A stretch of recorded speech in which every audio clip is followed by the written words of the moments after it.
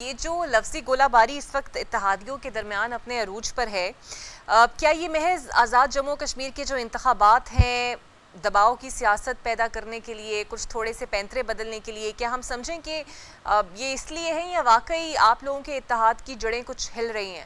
نہیں ایسا نہیں. دیکھیں بڑا سمپل سا فارمولا ہے. جب یہ طے ہوا تھا کہ ہم ایشو ٹو ایشو چلیں گے، جو بھی ایشو ہوگا اس پہ ہم اپنی رائے دیں گے، آپ اپنی رائے دیں، اور پھر جہاں پہ کوئی چیز ہوگی اس پہ اتفاق کر لیا جائے گا اگر ہوا تو.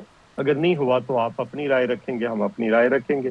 پھر جی بی کے الیکشن میں آپ نے دیکھا ہم سب نے بہت کام کیا، اور پھر وہاں پہ جس قسم کی صورتحال پیدا کی گئی اس پہ ہمیں تحفظات تھے.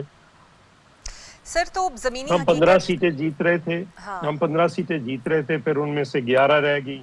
11 میں بھی بعد میں 3 پہ سٹے دے دیا، اور اس پہ خواتین کی سیٹیں اور ٹیکنوکریٹس کے اناؤنس کر دیں. پھر اس کے بعد آپ نے دیکھا کہ ہمارے بہت شدید تحفظات ہیں، اس پہ علیحدہ سے پروگرام ہونا چاہیے. لوکل باڈی ایکٹ جو آیا ہے پنجاب کا، کہ جس کے اندر ضلع اسمبلی نہیں ہے، تو سارا کنسنٹریٹ ہوتا ہے، جو طاقت ہوتی ہے وہ تو ڈسٹرکٹ کے اندر ڈپٹی کمشنر ہے، ڈی پی او ہے، ای ڈی او ہیلتھ ہے، ای ڈی او ایجوکیشن ہے. تو وہ نیچے تحصیلیں ہوں گی تو ان کی کیا وقت ہوگی. اسی طرح لارڈ میئر نہیں ہوگا لاہور کے اندر، یا شہروں کے اندر سوری میئرز نہیں ہوں گے. جی تو پھر ابھی کشمیر کے الیکشنز پہ بھی ہم نے کہا کہ یہ جو اس وقت سٹینڈ آف ہے اس کا سلوشن نکالیں اور پیسفلی نکالیں. پیپلز پارٹی نے، بلاول صاحب نے وہاں پہ کہا کہ آپ اگر خود نہیں کر سکتے تو مولانا فضل الرحمان صاحب نے آفر کی ہے، ان کو جانے دیجئے. کوئی تو ہو جو اس سچویشن میں دخل دے کر اس صورتحال سے نکالے. ہم سر سمجھتے ہیں کہ ابھی اس کو آپ نے پیسفلی حل ہونا چاہیے. بلدیاتی انتخابات کی بات کی، لوکل باڈیز کی بات کی. جماعت اسلامی اور ایم کیو ایم دونوں ہی آپ کے جو پیپلز پارٹی کے موجودہ لوکل باڈی سسٹم ہے کراچی میں، اس کو دھاندلی زدہ اور بے اختیار قرار دیتے ہیں. پھر مرتضیٰ وہاب بھی اس پر شدید رد عمل دیتے ہیں. وہ کہتے ہیں کہ ملک میں حقیقی جمہوریت لانی ہے تو بلدیاتی نظام پر تنقید کی گنجائش ہونی چاہیے، لیکن پھر براہ راست عوام کو اختیارات بھی منتقل نہیں ہوتے. آپ لوگوں کو ایشو ہے کہ پنجاب میں اور وفاق میں نہیں ہوتے، تو پھر اس کا حل کیسے نکلے گا؟ میری ذاتی خواہش پوچھیں گے تو میں تو کہوں گا کہ جو بھی میئر ہے یا جو ڈسٹرکٹ کا ضلع ناظم ہے، اس کو پورے ضلع کے اندر ڈائریکٹ ووٹوں سے ہونا چاہیے. سو میں تو یہ کہوں گا. تو یہاں پہ تو یہ ہو رہا ہے کہ آپ یونین کونسل کا بھی ناظم کا یا چیئرمین کا الیکشن کروانے کے لیے تیار نہیں ہے. وہ بھی پہلے کونسلرز کا ہوگا، کونسلرز کے بعد پھر وہ 9 کونسلرز ہوں گے یونین کونسل میں، پھر وہ 4 اور منتخب کریں گے، پھر وہ کوئی پارٹی جوائن کر سکیں گے، پھر وہ چیئرمین اور وائس چیئرمین اپنے اندر سے الیکٹ کریں گے، پھر ان کی ایک تحصیل اسمبلی بنے گی. تو یہ کیا ہے؟ وہاں پہ تو ایسا نہیں ہے. میئر ہے وہاں پہ کراچی کا یا حیدرآباد کا، وہ لوگوں سے ووٹ لے کر منتخب ہوئے ہیں. سکھر کا میئر ہے، باقی میئرز ہیں، ضلع کونسلیں ہیں وہاں پہ.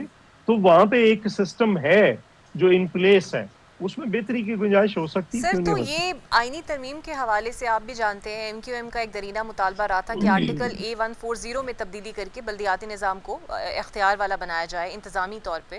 کہا جا رہا تھا کہ پیپلز پارٹی اس سے متفق ہے، پھر 26ویں ترمیم آئی، 27ویں آئی، 28ویں کی باتیں ہو رہی ہیں.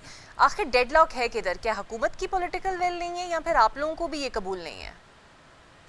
نہیں دیکھیے، میرا نہیں خیال وہ تو ڈائٹ ڈاؤن ہو گیا 28ویں ترمیم والا. ہاں لوکل باڈیز الیکشنز جو ہیں، چونکہ آپ نے لوکل باڈیز کو ڈیوالو کر دیا، پروونس کے پاس چلے گئے. اب ہر پروونس کا اپنا پریروگیٹو ہے کہ وہ کس طرح کا قانون لے کر آتے ہیں.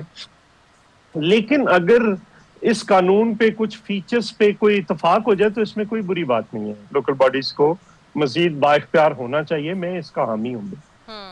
سر دوسری طرف نون لیگ کی سینئر قیادت نے ایک بڑا دعویٰ کیا ہے کہ اگر نون لیگ نہ چاہتی تو گلگت بلتستان میں پیپلز پارٹی اپنی حکومت کبھی نہ بنا پاتی، یعنی ان کی وجہ سے ہی آپ کی حکومت بن گئی. اس نون لیگ کی مرہون منت ہے.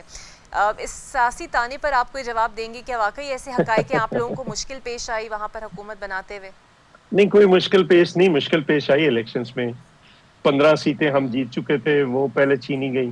مثلا ہمارا ایک نذیر ایڈوکیٹ حبیب اکرم صاحب نے سروے کیا تھا گزر میں جا کر، 80% لوگ کہہ رہے تھے کہ نذیر جیت رہا ہے یہاں سے، اور پھر نذیر کو 124 ووٹ سے ہرا دیا گیا. جب اس نے اپلیکیشن دی کہ آپ میرے ری کاؤنٹنگ کریں، اس پہ چیف الیکشن کمشنر نے آرڈر کر دیا پارٹیوں کو نوٹس کر کے بلا لیا, لیکن جج صاحب نے کہا کہ میں ری کاؤنٹنگ نہیں کرتا. ری کاؤنٹنگ کرتے تو وہ سیٹ بھی آ جانی تھی, 2 سیٹیں اور چھینی گئیں ہماری. سو ہماری 15 سیٹیں چھینی گئی. اور دوسرا آپ نے دیکھنا ہوگا کہ ان سے پوچھے کہ ان کے کینڈیڈیٹ کتنے سیکنڈ نمبر پہ آئے. ہمارا ہر جگہ پہ کسی اور پارٹی سے مقابلہ تھا. مثلا میں اسکردو کی مثال دیتا ہوں.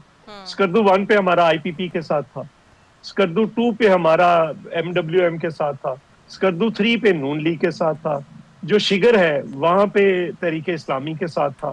سو ہم اگر ہم گھانچے میں چلے جائیں تو وہاں پہ آزاد امیدواروں کے ساتھ تھا. تو ہر جگہ پہ ہمارا مقابلہ ایک مختلف, کسی جگہ پہ پی ٹی آئی سے تھا, مثلا گلگت 3 پہ پی ٹی آئی کے ساتھ مقابلہ تھا, وہاں پہ ہم ہنزا میں پی ٹی آئی کے ساتھ مقابلہ ہوا. تو ہم موجود تھے کہیں پہ. یہاں پہ ایسے بھی ہے کہ ہمارا مقابلہ جو ہے جے یو آئی ایف سے ہوا ہے. سو باقی پارٹیوں کا کدھر ہے, کوئی نیٹ ورک ہی نہیں تھا. تو نہ ان کا کسی کے پاس کوئی مینیفیسٹو تھا. بلاول صاحب نے تو وہاں پہ واضح ایک مینیفیسٹو دیا نا کہ حق حاکمیت, حق روزگار اور حق ملکیت. تو میاں صاحب تو بےچارے گئے وہاں پہ, تو وہاں پہ وہ کہہ کے کہ مجھے کیوں نکالا اور اس پہ اتنا مذاق بنائے. ہم نے تو میاں صاحب کو کہا تھا کہ واپس آئیں اور آ کر کیمپین کریں, کرنی چاہیے تھی ان کو, بالکل صحیح, تو وہ بہت کسی شکریہ نے نہیں آپ کی. کا.